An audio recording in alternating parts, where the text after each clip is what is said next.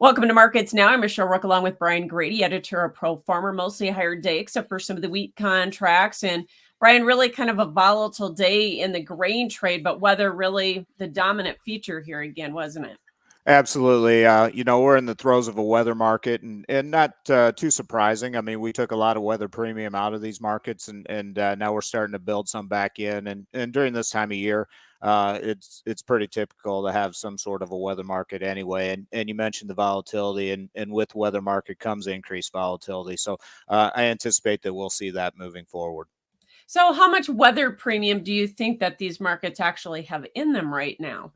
Oh, I don't think a whole lot, to be honest with you. I think most of it was removed when we had the big down moves. So we've come off those lows, but there's still room to move to the upside if they want to get aggressive with the weather. And we've gotten to the point now with the soil moisture profiles across the Corn Belt.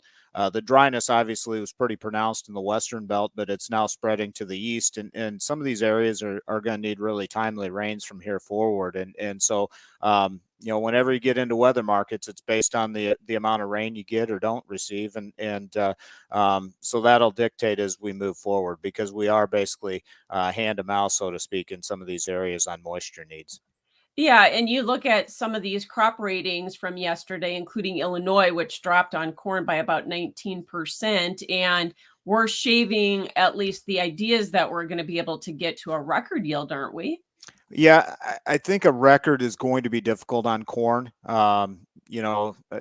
We could still get a very solid yield. I don't think that that's out of the question, but with each passing day and week that we don't see notable rains across the Corn Belt, it's going to be more difficult to get to a record. And so that's something to keep in mind. And the other thing to keep in mind is that USDA's projection, and it's just that, a projection, but the yield projection is 4 bushels, basically above the record, and so I don't think that we'll get to the level that USDA labels as trend line.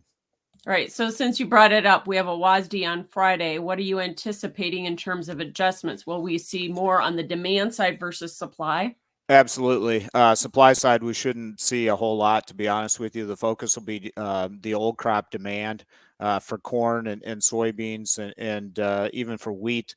The wheat we finished up the marketing year, and so we're kind of just into the finish line there. But on corn and beans, some adjustments down on both exports and ethanol use for corn. Exports likely for soybeans because we just don't have a lot of outstanding sales on the books for soybeans. So there are some concerns there, and I think the USDA will make downward adjustments. That'll probably carry through to the new crop balance sheets. I don't look for any changes to the yields for corn and soybeans. As a matter of fact, I'd be shocked if USDA does that this month. So what about wheat production and abandoned acres? Will that show up in this report or not?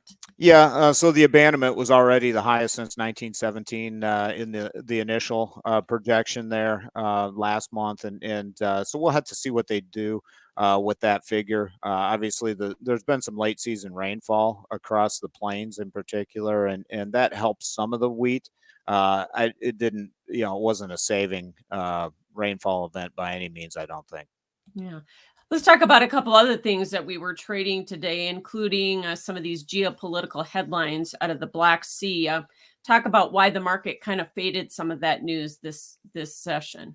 Yeah, so the dam in Ukraine that was blown up, and I think that the knee jerk reaction is that it's going to cause agricultural issues, and it may to some degree, probably not to the degree that the initial price response indicated, and that's why we pulled back.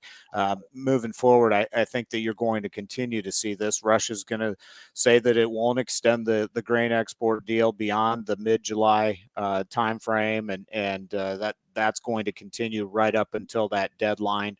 Whether they do or don't, who knows? The pattern has been that they talk tough and then they extend it. At some point in time, that's probably likely to end. Ukraine, they have backup measures or plan Bs, so to speak, if the grain export deal isn't extended. And so you're going to see this bantering back and forth, and the latest headline will grab the market's attention, so to speak. No doubt. Also, let's talk about a few technicals. We are back above $6 on July corn. As far as the December, though, we still are still having problems getting above that 550 area. So we're going to need some big weather problem to get us back above that level, or what?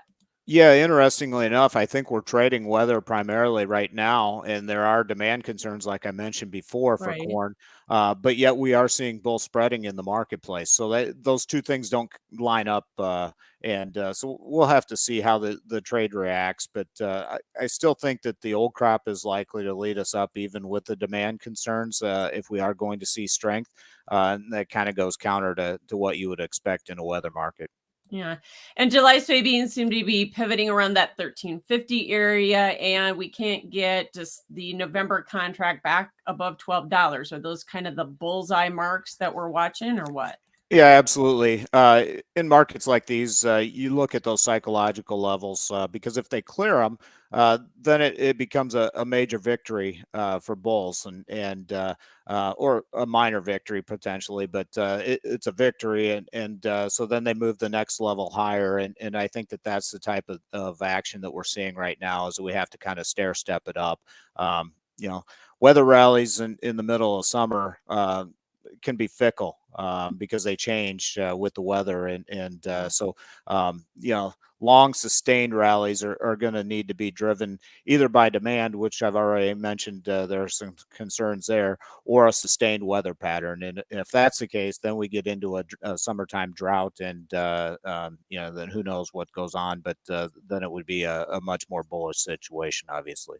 Yeah, and the reason I ask you about technicals is because if we get above those marks, you have a little weather to push you. Do you push farther than you normally would just because the funds are just very slightly long in soybeans and they're still short in the corn market? Yeah, so the weather, the funds can watch pretty easily. The forecast models are out multiple times through the day, and so they can keep a pretty good watch on those. The technicals then become their trigger points, and as we clear those levels, then they become buy stops and those types of things. If we don't, and the market rolls over, well, that's a sell signal to them, and it drives prices down. Let's move over to the cattle market. More new contract highs today in both live and feeder cattle futures. We had record cash trade last week. Do we get higher cash trade again this week? And do we keep these futures going because they're at such a discount? Yeah, so on the cash side of things, I do think that we get higher cash trade again. Although the Packers probably going to drag out the negotiations as long as they can and deep into the week, and they just haven't been real successful on that because market rate supplies are tight, and the feedlots don't have to move animals if they don't want to at the steadier lower prices. So that does give the feedlots the upper hand in the cash negotiations. In terms of the futures catching up to the cash, they're at such a discount right now. I don't think that that'll ever be the case. Honestly, I think that they'll just remain in chase mode. The futures price action right now actually is very indicative of a market top. We're kind of going parabolic, and this daily string of contract highs, very much conducive to markets that are trying to put in tops or in the process of putting in tops. And so we'll have to see how long this rally extends because short term, we're heavily overbought at the moment in the futures. Yeah. What indications are you looking for, though, from a fundamental standpoint? Because we talk about cash, but also box beef values are at like 22-month highs as well. So demand isn't exactly slowing down. Yeah, absolutely. Box beef market's on fire, and along with the cash market, and so the fundamentals are strong. I think now it's just a matter of how long the money chases it to the upside, and really difficult in these types of markets where the price action goes parabolic to determine when exactly the highs will be put in place. But like I said, typically you get a blow off top, and that marks at least a short-term top. Now, as we get into the second half of the year, the supplies are going to continue to tighten, and I anticipate that we will see a record high in the futures at some point as we move through the second half of the year. And finally, let's wrap up on hogs, which have had a pretty good bounce off the contract lows here just a week and a half or so ago. Is this all fund short covering activity at this point, since the funds were kind of record short coming into this week? Well, that's some of it. That kind of got us kicked off. Now they're building premiums into the summer month contracts, and they were trading, just a week ago or so, at unusual discounts. You just don't see futures trading at discounts to the cash index during this time of year. But now they've moved back to premiums, and pretty aggressive premiums, and so the indication there is that they anticipate that the cash market will actually catch fire, and everything's been delayed cycle wise in the hog market this year. We were late in getting the seasonal low, and now the rebound to what will be a seasonal high, and so with everything thrown off, I think that is probably going to come later than the mid-June timeframe, which you typically would see your seasonal high. Okay, thanks so much for joining us, Brian Grady with Pro Farmer. That is Markets Now.